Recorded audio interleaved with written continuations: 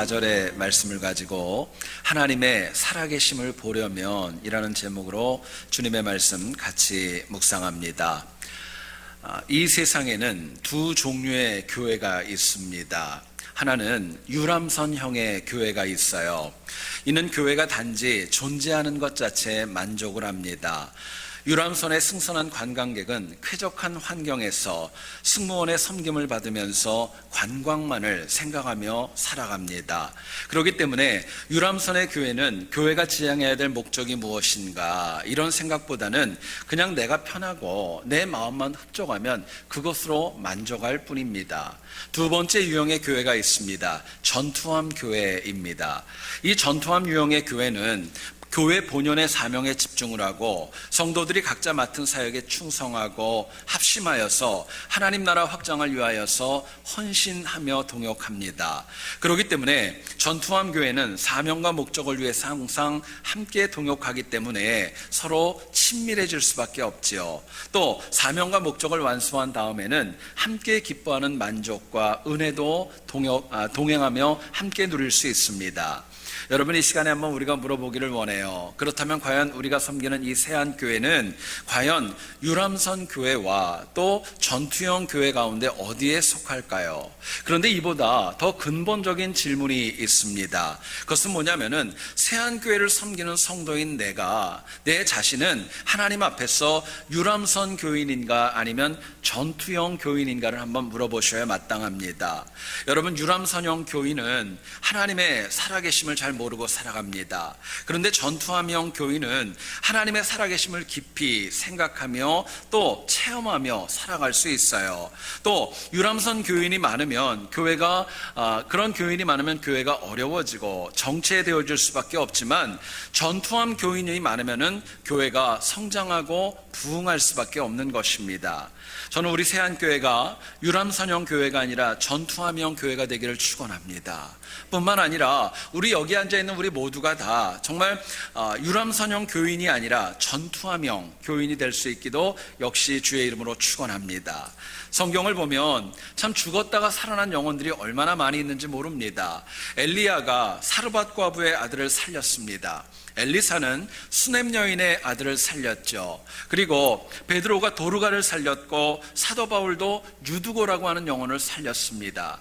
그리고 공관복음서를 보게 되면은 예수님께서는 야이로의 딸을 살리셨고 나인성 과부의 아들을 살리셨고, 그리고 오늘 본문에서 죽은 지 나흘이나 되는 나사로를 살리시게 됩니다. 여러분, 그렇기 때문에 당시 많은 영혼들이 이처럼 하나님의 살아계심을 직접 보았고 체험하는 은혜를 누리게 됩니다. 오늘 우리가 살아가는 이 시대는 심히 패역합니다. 문제도 많이 있고 영적인 곤고함이 적지 않지만 그렇기 때문에 우리에게 더 하나님의 살아계심을 체험하고 보는 능력이 저희들에게 필요한 것입니다. 결국 하나님의 살아계심을 보고 하나님의 살아계심을 체험하려면요, 우리 각자가 정말 유람선형 교인이 아니라 전투함형 교인으로 살아가야 마땅한 것입니다. 본문을 통해서 우리가 어떻게 하면 하나님의 살아계심을 체험하고 보며 살아갈 수 있을까? 이를 위해서 과연 무엇이 필요할까? 본문이 주는 메시지를 같이 한번 나누어 보기를 원합니다. 첫 번째로 생각할 것은요, 하나님께 온전히 맡기는 믿음이 있어야, 하나님을 향하여 온전히 맡기는 믿음이 있어야 하나님의 살아계심을 볼 수 있습니다. 본문 40절 여러분 한번 보기를 원합니다. 내 말이 내가 믿으면 하나님의 영광을 보리라 하지 아니하였느냐 말씀합니다. 여기서 우리가 좀 주목해야 될 단어가 두 가지가 있습니다. 믿으면이라는 단어입니다.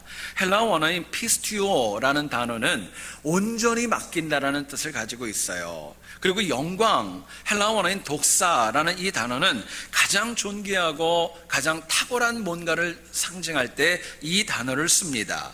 당시 마르다는 오빠였던 나사로가 죽음으로 인하여서 가장 영적으로 곤고하고 힘들고 어려운 인생의 시간을 보내고 있었어요. 그런데 주님은 나사로를 살리기 이전에 먼저 그들에게 이야기합니다. 나를 믿으면, 나에게 모든 것을 맡기면 그 이후에 하나님의 영광을 볼 수 있다고 말씀합니다.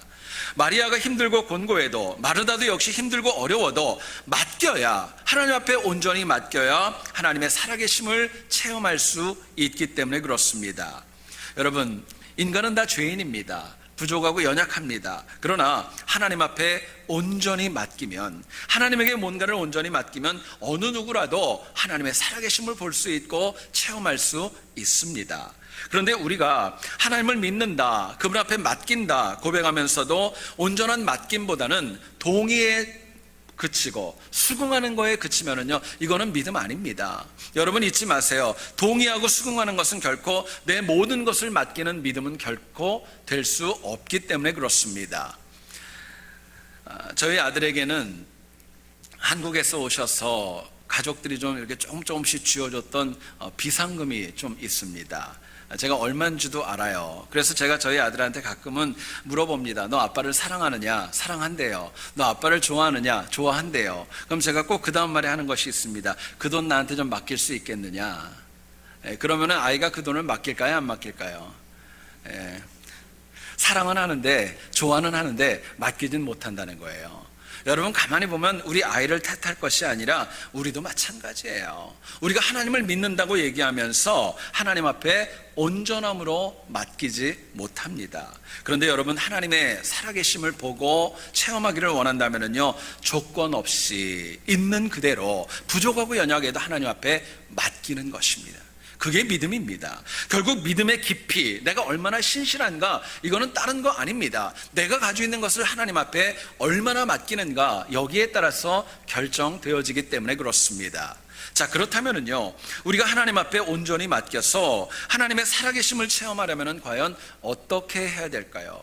우리가 하나님 앞에 온전히 맡겨서 하나님의 살아계심을 체험하는 것 어떻게 하면 될까? 본문은 저희들에게 이렇게 얘기를 합니다. 하나님이 우리에게 주신 은혜를 마음에 깊이 새기며 살아가는 것입니다. 하나님이 우리에게 주신 은혜를 새기며 살아갈 때에 새겨질수록 하나님에게 더 많은 것을 맡길 수 있다고 말씀합니다. 본문을 보면 마리아는 주님을 향한 신뢰가 깊었기 때문에 죽은 지 이미 나흘이 지났지만은요, 예수님에 대한 원망보다도 그분을 모시고 나사로의 무덤까지 가게 됩니다. 그런데 모시고 가는 그 순간까지도 마리아의 마음에는 예수님이 나사로를, 죽은 그 영혼을 살릴 것이다, 전혀 생각하지 못했던 거예요. 그런데 바로 그 눈앞에서, 보는 가운데서 나사로야 나오라 하는 말씀과 함께 나흘 전에 죽었던 그 영혼, 장사 지냈던 영혼, 냄새가 나는 그 영혼이 일어나가지고 걸어 나왔던 겁니다. 여러분, 놀라운 은혜를 체험한 다음에 마리아는 그 믿음과 그 신실함이 더욱더 깊어졌던 거예요. 왜 그랬을까? 정말 강렬하고 분명하게 하나님의 은혜가 그 영혼의 마음에 깊이 각인되어지고 깊이 새겨졌기 때문이었습니다. 여러분, 우리가 살아계신 하나님을 체험하기를 원한다면, 하나님 앞에 더 많은 것을 맡기고 살아가기를 원한다면 하나님의 은혜가 내 마음에 더 많이 새겨지셔야 돼요. 더 깊이 각인되어져야 합니다. 새겨진다는 것은 한 번으로 새겨지는 거 아닙니다. 새겨지는 것은요, 반복이 있는 것입니다.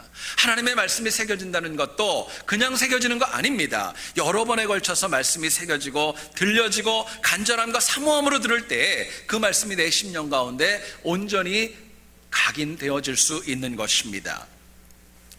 어떤 초등학교 역사시험에서 문제가 났습니다. 그 문제의 내용은 이것이었습니다. 조선시대의 최하층 계급의 명칭이 뭐냐, 사회적으로 가장 낮은 계급에 있는 사람들의 명칭이 뭐냐 물어봤습니다. 정답은 천민이었습니다. 근데 이 아이가 평소에 사극을 굉장히 좋아했던 아이였기 때문에 답을 참 독특하게 썼대요. 뭐라고 썼냐? 쇠뇌라고 썼대요. 여러분, 드라마 보면 그런 말 많이 나오잖아요. 여러분, 그런 우화도 있습니다. 어떤 장로님께서 토요일날 저녁에 늦게까지 좋아하는 사극을 보셨답니다. 주일날 대표기도 시간이 되었대요. 근데 기도하는 가운데 자기도 모르게 그게 어투가 마음에 새겨져가지고, 주님 통촉하여 주시옵소서.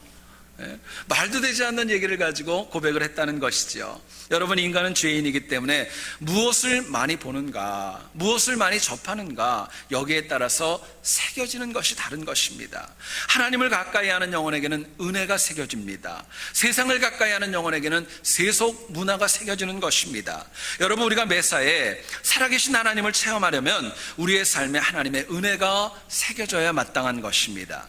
실제로 여러분, 하나님의 은혜가 나에게 아무리 많이 주어져도, 말씀이 아무리 많이 들려도, 정말 유명한 목회자의 말씀을 아무리 많이 들어도 그것이 새겨지지 않는다면 나의 것은 아니기 때문에 그렇습니다.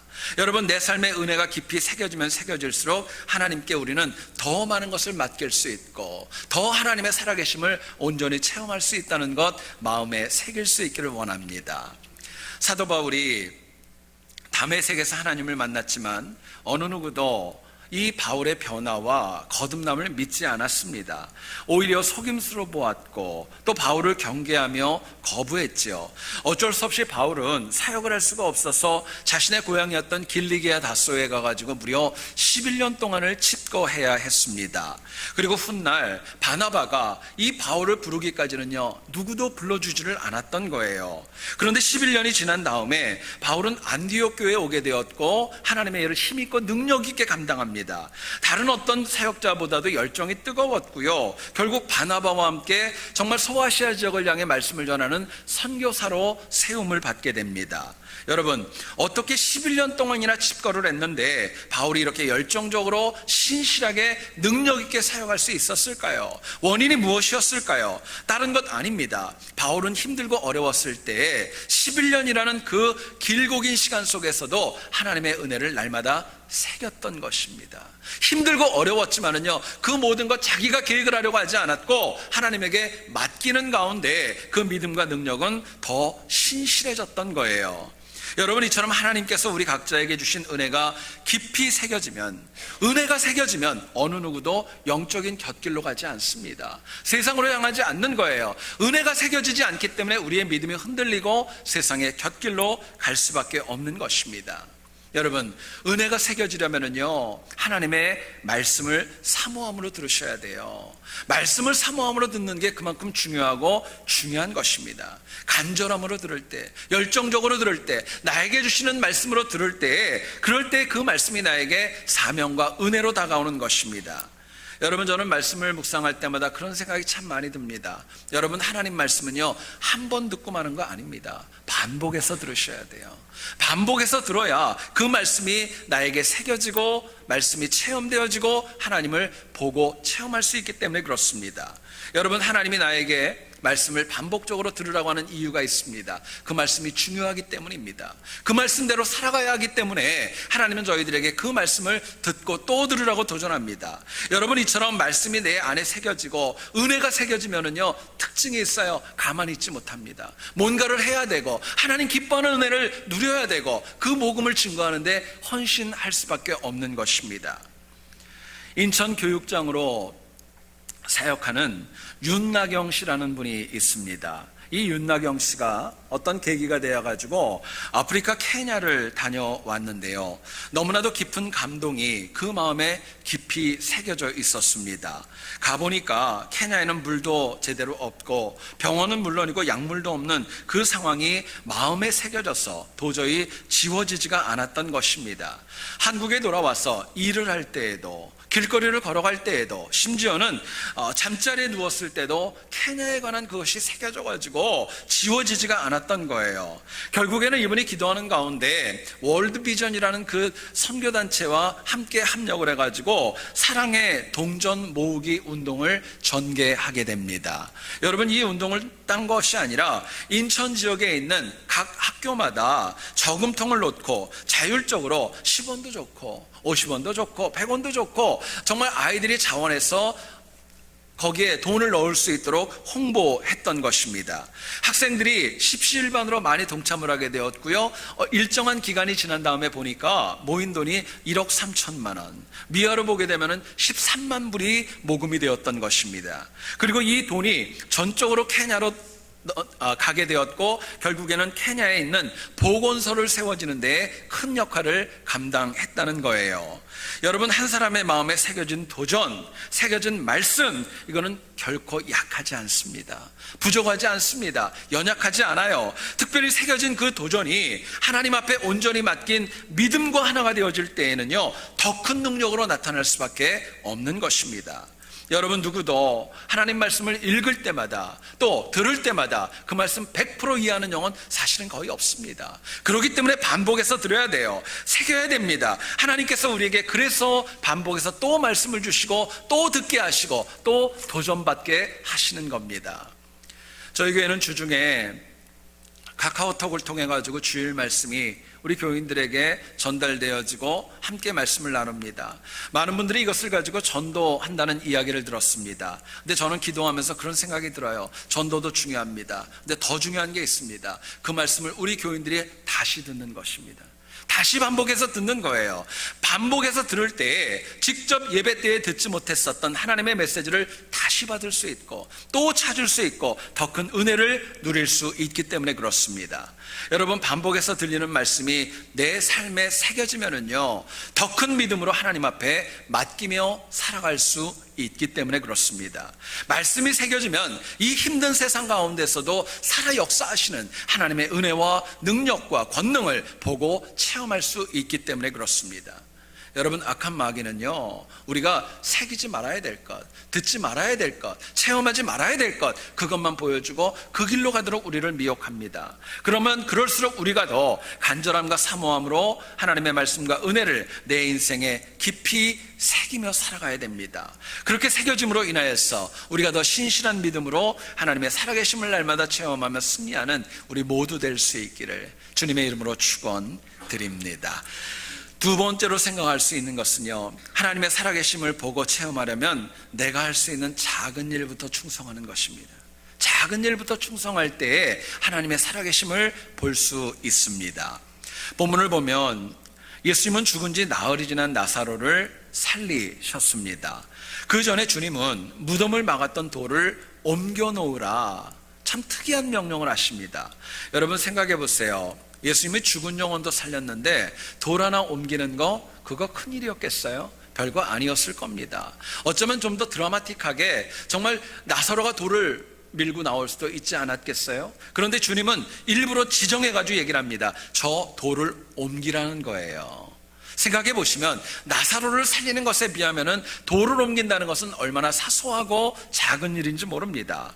그런데 놀라운 것은요, 작게 보였던 그 일, 작았던 그 일을 무덤에 있던 돌을 옮긴 다음에야 비로소 나사로가 살아나는 하나님의 역사와 은혜가 나타났던 것입니다. 여러분, 우리가 하나님의 살아계심을 보려면, 그 은혜를 체험하려면 먼저 내 삶을 가로막고 있는 돌부터 치우셔야 돼요.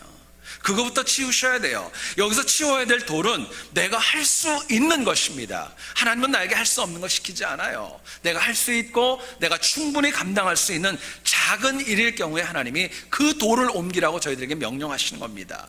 여러분, 오늘 우리의 문제가 있습니다. 작은 일 좋아하지 않습니다. 작아 보이는 일 사소하게 여기고 여기에 집중하려고 하지 않는 거예요. 큰 일만 찾습니다. 큰 일만 하려고 해요. 꼭 필요하지만 정말 감당해야 될 작은 일은요, 우리가 놓치고 살아갈 때가 얼마나 많이 있는지 모릅니다. 여러분, 잊지 마세요. 내가 할 수 있는 일은, 할 수 있는 작은 일을 외면하면, 내가 감당할 수 있는 작은 돌을 내가 외면한다면 하나님의 살아계심도 역시 체험할 수 없는 것입니다. 몇 주 전에 제가 라케나다에 있는 곳에 작은 교회 하나가 창립되어질 때 그 예배에 아는 목회자가 있어서 잠깐 예배에 참석했던 기억이 있습니다. 그때 어떤 장로님께서 그 교인들을 향하여 축사했던 내용이 다른 어떤 내용보다도 제 마음에 깊이 새겨지고 도전이 되었습니다. 그 장로님이 그런 얘기를 하시더라고요. 창립되는 교회에 꼭 필요한 사람이 있습니다. 작은 일에 충성하는 교인이 필요합니다. 여러분, 참 많은 도전이 됐어요. 큰 일을 하는 것도 중요하지만 작은 일에 충성하는 교인이 있을 때 이 교회가 살아날 수 있다고 권면을 했습니다. 건강한 교회, 건강한 교인은 자신이 할 수 있는 작은 일 빚도 없이 소금과 같이 감당하는 것입니다. 그러나 문제 있는 교회의 특징이 있습니다. 나서기를 좋아합니다. 자기 이름이 나오는 일만 좋아하고 하나님 앞에 예배 드리는 것보다 다른 것에 더 많이 집중하는 것은 하나님 기뻐하는 거 아닙니다. 자, 그렇다면 우리가 작은 일을 잘 감당해서 하나님의 살아계심을 체험하려면 어떻게 해야 될까요? 작은 일 가운데도 하나님의 은혜를 보기 원한다면 무엇이 필요할까? 본문은 이야기합니다. 우리가 작은 일이라도요, 먼저 하나님 앞에 기도하고 기도한 대로 행할 수 있어야 됩니다. 작은 일도 기도하는 거예요. 그리고 기도한 그대로 하나님 믿고 나아갈 때, 그때 하나님께서 작은 일을 통해 그분의 살아계심을 보여주십니다. 오늘 본문을 보면 41절부터 44절 내용에 보면은 우리는 예수님께서 나사로를 살리시기까지의 과정에 좀 주목해야 될 필요성이 있습니다. 먼저 우리가 전제해야 될 것이 있어요. 예수님은 하나님이십니다. 그분 혼자서도 얼마든지 놀라운 일을 감당할 수 있고 죽었던 나사로 얼마든지 살릴 수 있는 능력이 있습니다. 그런데요, 오늘 본문을 보면은요, 나사로를 살리시기 전에 41절을 보세요. 제일 먼저 했던 것이 있습니다. 하늘을 우러러 하나님 앞에 기도했던 것입니다. 하나님 앞에 기도했어요. 그리고 43절을 보세요. 기도를 마친 다음에야 비로소 나사로야 나오라 말씀하면서 기도한 그대로 주님이 움직이시고 행동하셨던 겁니다. 여러분, 예수님께서도, 하나님이신 예수님께서도 기도하셨고 기도한 대로 행하셨을 때에 하나님의 영광과 능력이 그 현장에 나타날 수 있었던 것입니다. 우리는 작은 일이라고 여겨지면은요, 하찮게 여겨서 기도하지 않습니다. 작은 일이라고 여겨지면은요, 일단 내가 행해놓고 하나님이 내 뒤를 따라와 주기를 원할 때도 적지 않습니다. 그런데요, 정말 살아계신 하나님을 체험하기를 원한다면은요, 작은 일에도 기도하셔야 됩니다. 작은 일에도 기도하셔야 돼요. 작은 일에도 기도한다면은요, 이거는 그만큼 하나님을 믿기 때문에 기도하는 것이고요. 또 작은 일에 기도하고 내가 기도한 대로 행동한다면은요, 하나님의 앞서가심을 믿기 때문에 내가 그것도 행하는 것입니다. 문제는 현대신앙인들이 기도하지 않습니다. 기도해도요, 엉뚱한 곳에 기도하고 마음에 하나님을 향하지 않고 내 마음대로 결정하고 나갈 때가 너무나도 많은 거예요. 지난주에 어떤 책을 보다 보니까 참 재미있어서 소개합니다. 어떤 아이가 집에서 큰 소리로 기도하더랍니다. 하나님, 우리 아빠에게 좀 말씀해 주셔서 자전거를 사주게 해 주시옵소서. 근데 그 목소리가 작지가 않았어요. 집안이 쩌렁쩌렁 울릴 정도로 아이가 큰 소리로 기도하더랍니다. 할머니가 아이에게 가서 얘기를 했어요. 왜 그렇게 크게 기도하느냐? 하나님은 귀먹지 않았다고. 그랬더니 아이가 그러더래요. 하나님이 아니라 아빠가 못 들을까 봐. 아빠 들으라고 일부러 목소리를 크게 가지고 막 기도를 했다는 거예요. 여러분, 한번 생각해 보세요. 우리의 삶 가운데 작은 일, 큰 일이 있다고 얘기를 합니다. 근데 더 한번 생각해 보시면은요, 그거는 철저하게 내 기준입니다. 내가 구분한 거예요. 내 삶에는 작은 일, 큰 일 사실은 구분할 수 없는 것입니다. 잘 들어보세요. 여러분, 작아 보이는 일이라도 하나님 앞에 간절히 기도하면은요, 그 일은 큰 열매가 맺히는 것입니다. 큰 일임에도 불구하고 내가 기도하지 않으면 그 열매는 작아질 수밖에 없는 것입니다. 요나가 니느웨에 가서 회개의 복음을 전해야 했습니다. 그런데 요나는 다시스로 갔고, 특별히 그 과정을 여러분 성경을 읽어보시면 한 번도 하나님 앞에 기도하지 않았습니다. 기도하지 않고 행했을 때 작아 보이고 별것 아닌 것처럼 여겨졌는데요, 결과가 어떻게 되었습니까? 풍랑이 일어납니다. 많은 영혼들의 생명을 앗아갈 만큼 엄청난 재앙이 다가왔던 거예요. 그러나 마침내 그 요나를 통하여서 니느웨, 아수르의 수도였던 니느웨가 회개하는 역사가 일어납니다. 너무나도 무기력했고, 이런 영혼을 통하여서, 요나를 통해서 어떻게 이렇게 되었을까? 이유가 무엇일까? 왜 가능했을까 묻게 됩니다. 여러분, 답은 딴 거 아니에요. 니느웨가 변화됐던 이유에는요, 요나가 물고기 뱃속에서 기도했기 때문이었어요. 기도한 다음에 기도한 그대로 니느웨에 가서 사역을 했을 때 하나님이 그들의 마음을 만지셨고 길을 열어주셨던 것입니다. 여러분, 처음에는 실수했고 연약했던 요나가 기도하고 기도한 대로 행했을 때요, 불가능한 했던 일들, 놀라운 일들, 큰일이 이루어질 수 있었던 것입니다. 여러분, 강조합니다. 정말 하나님의 살아계심을 체험하기를 원하세요? 그러면 작은 일도 기도하세요. 내가 기도한 대로 힘들어도 하나님 믿고 그대로 따라가세요. 그러면 하나님이 책임지시는 거예요. 길을 열어주시는 거예요.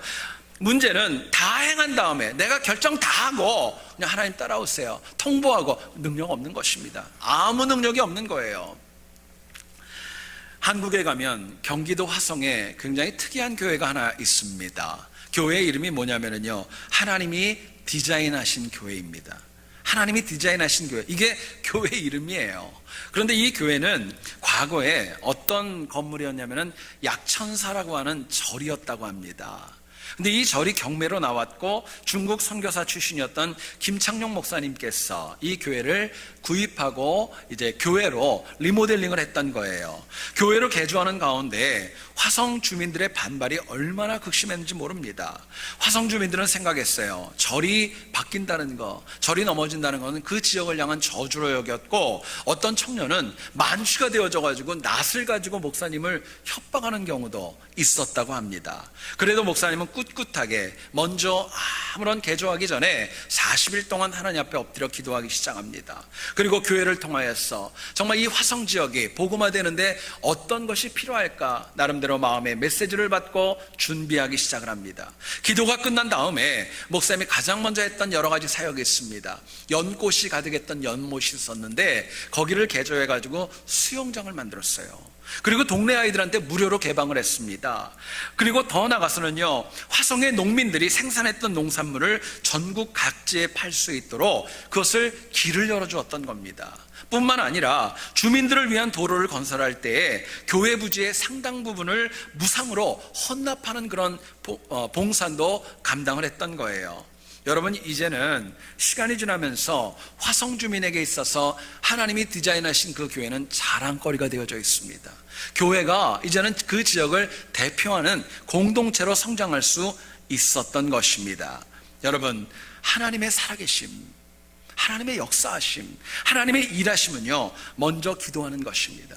그리고 기도한 대로 따라갈 때 하나님이 그거 보여주시는 거예요. 먼저 기도할 때 성령 하나님께서 내 마음에 하늘의 지혜로 채워주십니다. 내가 먼저 하나님 앞에 엎드릴 때 하나님이 앞서가시고 장애물들을 제거하시고 길을 열어주시는 거예요. 여러분, 잘 들어보세요. 우리 하나님 백성들에게 기도 없이 행하는 것은 교만입니다. 기도하지 않고 행하는 것은 교만한 것이고, 더 나아가서는요, 행하지 않고 기도만 하는 것도 역시 기독교인에게서는 무기력한 것입니다. 하나님 기뻐하지 않는 거예요. 지금 우리의 삶을 가로막고 있는 돌이 무엇입니까? 생각해 보세요. 그렇게 크지 않아요. 내가 안 해서 그렇지, 기도하지 않아서 그렇지, 엎드리지 않아서 그렇지 큰 거 아닙니다. 여러분, 그 돌이 옮겨져야 나사로를 살릴 수 있었던 것처럼 주님을 닮아 먼저 기도하기 원합니다. 기도했다면요, 어려워도 그 길대로 따라가세요. 믿고 나아가세요. 실제로 기도와 행함의 균형이 작은 일은 물론이고 큰 일까지도 변화시키는 역사가 있기 때문에 그렇습니다.